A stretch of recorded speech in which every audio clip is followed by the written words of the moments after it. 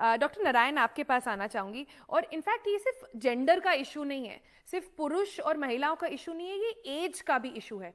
और मैंने बहुत सारे लोगों से जब बातचीत करते हैं तो उनको लगता है अरे ये तो 30 साल के, इनको क्या है, ये तो जवान है, ये तो प्रेशर ले सकते हैं, ये तो काम लंबे समय तक कर सकते हैं, इनकी बॉडी तो अभी सारा जितना स्ट्रेस है वो ले सकती है। लेकिन ये अब एक एटीट्यूडनल शिफ्ट करना पड़ेगा और अपने आप को बताना पड़ेगा कि 20 साल की उम्र से ही आपको कई सारी चीज़ों पर ध्यान देने की ज़रूरत है।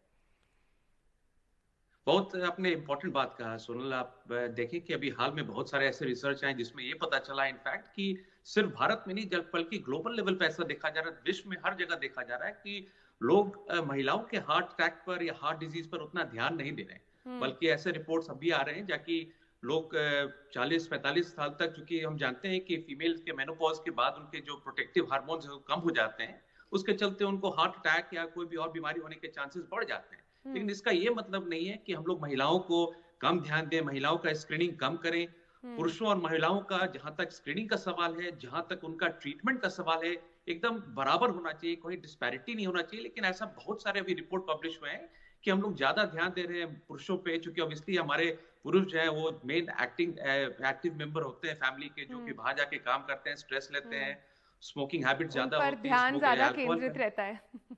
करेक्ट, करेक्ट, हम्म। एब्सोल्युटली।